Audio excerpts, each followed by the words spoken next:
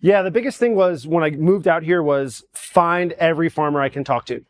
And I did that for 6 months. I looked and I just bugged them and said, hey, please, please, please, please, please. I promise you I'll buy whatever you have.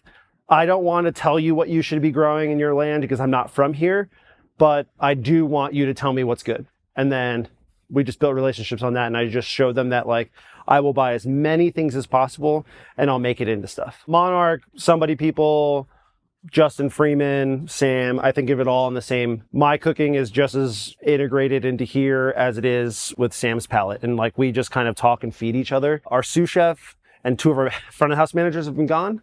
So Sam and I have literally just been feeding each other all week and we changed half the menu. If it excites him, it's going to excite me. And then like we normally can get everyone else on board with it. I think what's fun about what I get to do is, as a person who's not a vegan, I get to really help bring in some like thoughts of texture of like things I miss, like why I miss a certain thing or why like something should be this way, right? Like talking about like texture, meat, something. yeah. Like I don't really miss it, but what I do miss is the places things hit on your palate. So like I miss like butter. I miss like if you were to use like fats to cook something in, and really that's all I'm ever trying to recreate. Where would that piece of cheese hit your palate, and like really understanding it. So like being a non-vegan cooking in the vegan world actually makes you really have to think about things a lot harder than I've ever thought of. The great thing about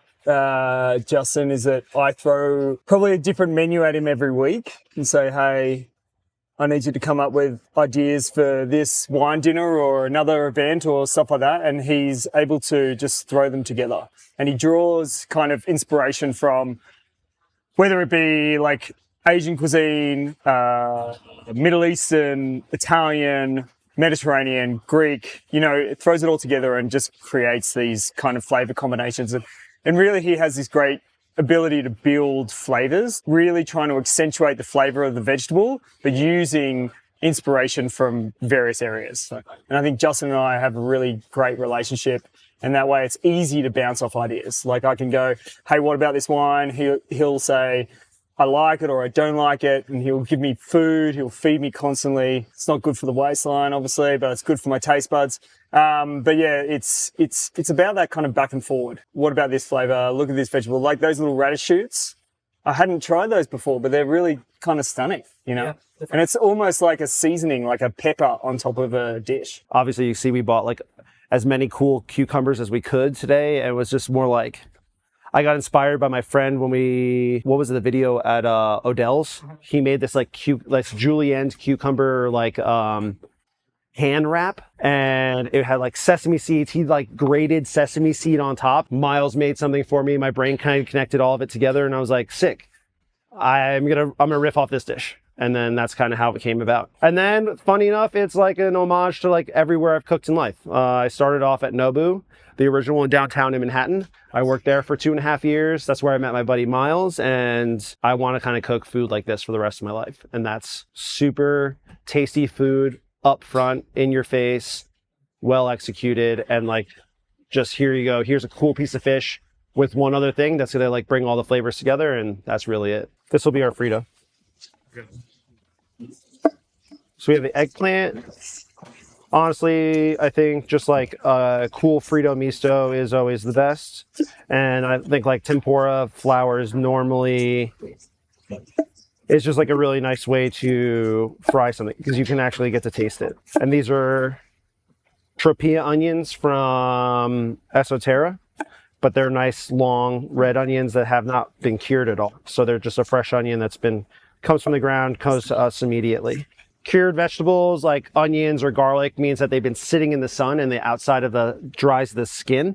And that's what we're getting when we get cellared like onions or garlic during the whole entire year is they call them curing. And they cure them in the sun, they dry them out a little bit, and then they put them to the cellar. And that's why you get the outer skin like that.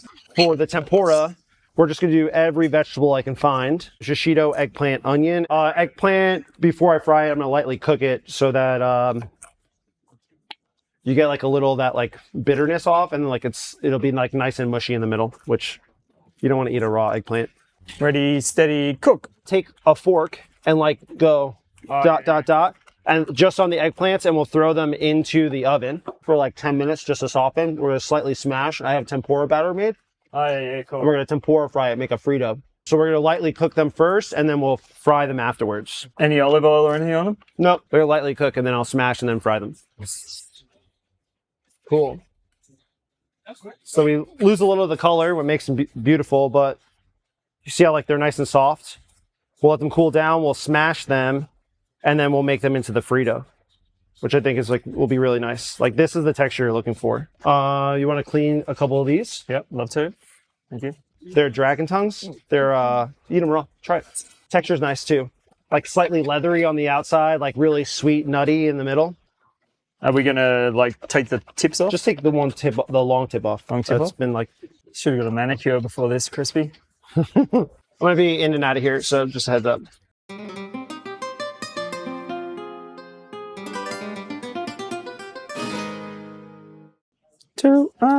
This time of year, honestly, I would probably just typically only eat vegetables at the raw state.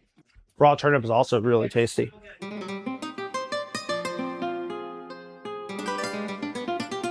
It's my favorite. Look, looks like a little bee.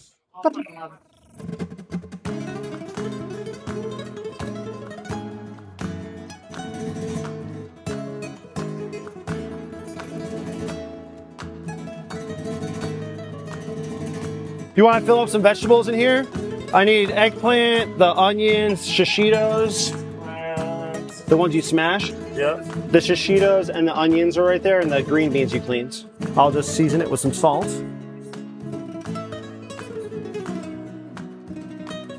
Yeah, just gonna lightly fry all this and then bring it all together.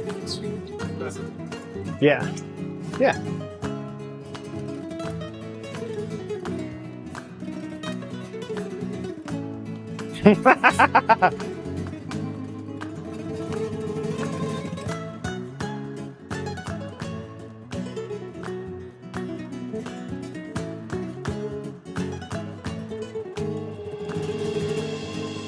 What better way to start our weekend on a Saturday morning? Eating great vegetables from the local farmers, City Park farmers markets. Sam picked out some awesome wine, and we're now going to stuff our faces. Vegetable Fritto Misto, done somebody people's style, served with aioli. We're going to enjoy that with a beautiful glass of Garganega from Pra, Monte Grande. Cheers, cheers. Cheers, Chris. Cheers, Chris. Camera Chris. Camera Chris. I find that vegetables are sometimes like when you talk to somebody and they're like, "I'm so sorry, you're okay."